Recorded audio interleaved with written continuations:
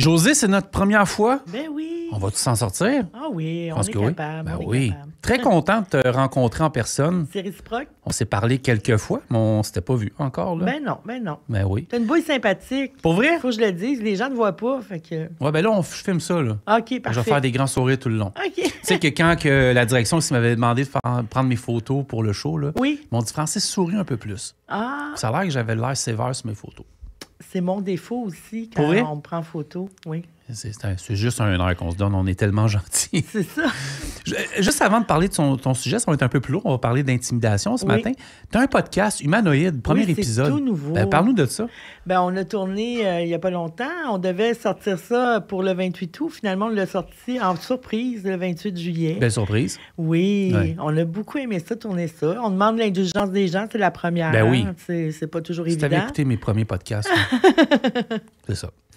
Et puis, on a reçu un invité trié sur le volet, Caleb Julien, Oui. un homme trans. OK. Donc, on entend souvent parler des femmes trans, un petit peu moins des hommes trans. Et c'était super intéressant.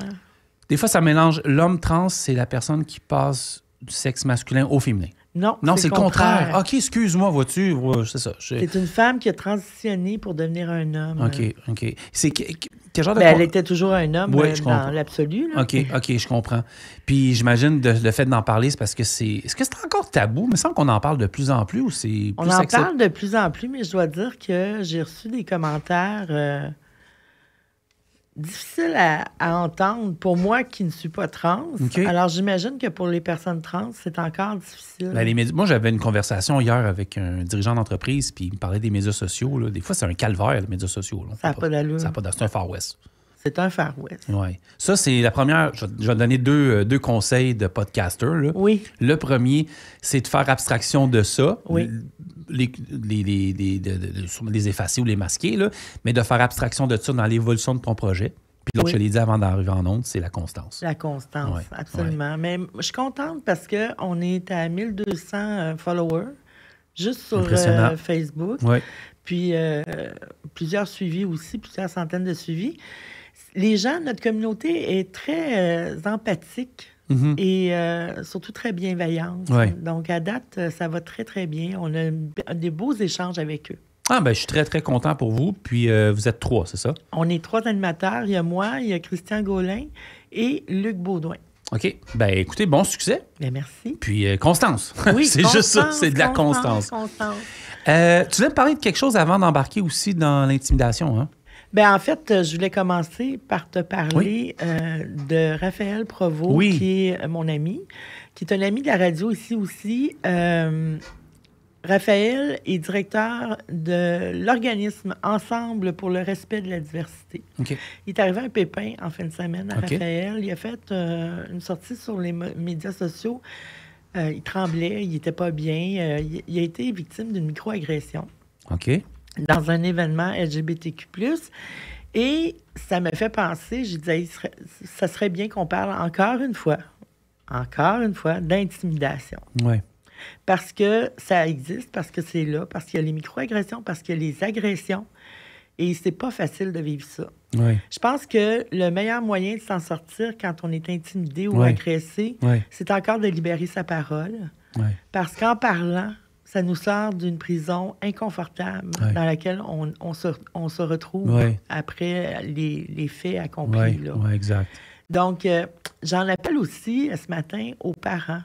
Moi, je suis une personne autiste. J'ai souvent été intimidée dans ma vie. Je ne savais pas que j'étais autiste, mais je me faisais intimider quand même par mes comportements puis tout ça.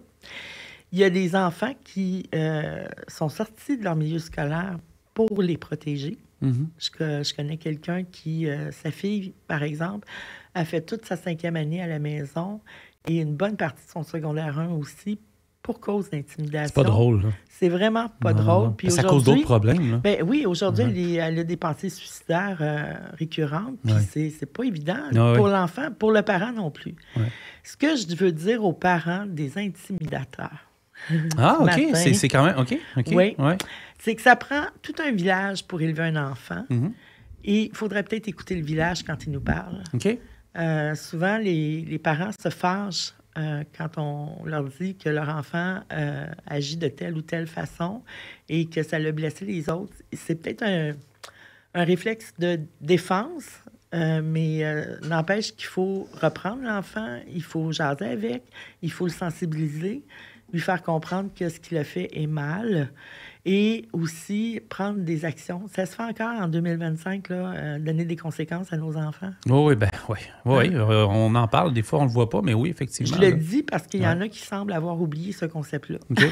Donc, je pense que c'est ça. Il faudrait écouter le village un petit peu plus. Puis, Est-ce qu'il existe des... En fait, tu sais, il existe beaucoup de ressources pour les gens qui sont victimes d'intimidation. Oui. Est-ce qu'il existe des ressources, des fois, pour les parents qui ont des enfants qui sont intimidateurs? Bien, je pense que il y a Jasmin Roy. Oui. Je me souviens plus c'est quoi le nom de son organisme. Il faudrait que tu fasses une petite recherche. Je vais faire ça pour toi, ma chère. Oui.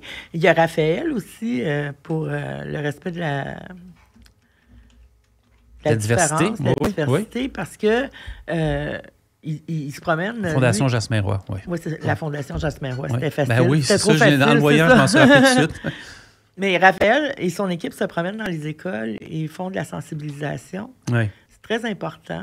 Oui. Tu l'as dit d'entrée de jeu, les médias sociaux, c'est un beau terrain propice à se faire intimider. Oui. Si on est sensible, ne pas trop s'attarder à ça. Mais c'est pas évident. Je te parle comme si c'était facile, mais quand tu reçois une barge puis un char, là, ça médias sociaux, c'est dur. Ça m'est arrivé encore, oui. pas plus tard que cette semaine, sur mon profil personnel où je me suis fait ramasser, là, mais solidement, mais sans raison apparente. Les gens pensent pas à la portée. Non, ça, non. Exact. Moi, je me suis fait ramasser, là, Francis, parce que quelqu'un me parlait. J'ai fait le choix de ne pas lui répondre. Oui.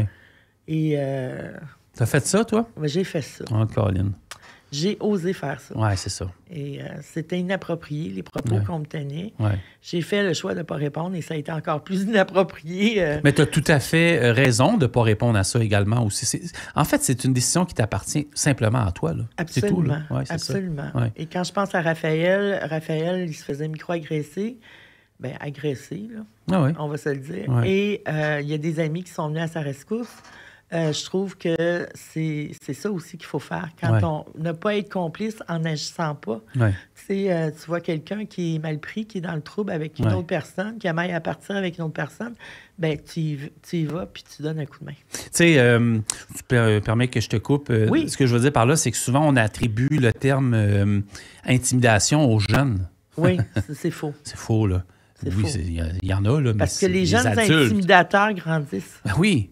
Mais entre nous autres, les adultes, intimidateurs. Là, je vois ça. Oui. On parle de médias sociaux parce qu'on baigne là-dedans, toi puis moi. Là, mais moi, je suis dans un milieu souvent un petit peu différent que le camionnage. Je vois ça, là, Josée, là, à la tonne, c'est sans arrêt. Là, c'est ça. Oui. Les gens, des fois, n'ont pas la... Puis je les excuse pas, mais des fois, on n'a pas la... Il n'y a pas le filtre. Il n'y a pas de filtre. On n'a peut-être pas la... On pense peut-être pas que nos paroles peuvent vraiment dépasser. Bien, c'est ça. Ouais. Moi, je vais conclure en disant, soyez donc conscients. Prenez conscience du mal que vous pouvez faire autour de vous, que vous soyez enfant ou adulte. Les enfants, les adultes peuvent les aider à en prendre conscience. Bien, tout à fait. Mais pour les adultes intimidateurs, là, mettez-vous à la place de l'autre un petit peu. Bien, je pense que c'est très bien dit. Je pense que c'est un mot de la fin qui est assez... qui peut... bien boucler la boucle, excuse-moi. Ben oui, c'est ça. Vois-tu, moi aussi, je cherche mes mots. Ton café est excellent, remarque. Je pense qu'il m'a fait, un petit peu tilter. Et le sujet de ton prochain podcast, Humanoïde, ça va être quoi? Le prochain sujet, c'est ceux qui restent après un homicide. Et là. Oui, on va recevoir Stéphane Luce, le fondateur de Meurtres et disparitions irrésolues du Québec. Dont la mère a été assassinée. Puis, oui, ça risque d'être fort intéressant. Très prenant, émotivement aussi. Oui. C'est-tu déjà enregistré ou? Non, ça s'enregistre très bientôt. Ça va être en ondes le 28 août. 28 août, ça s'en vient vite. Écoute, bon succès dans ton podcast. Constance. On se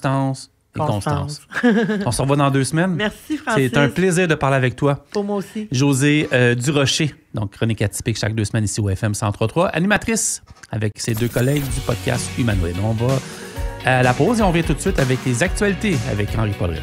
FM 103.3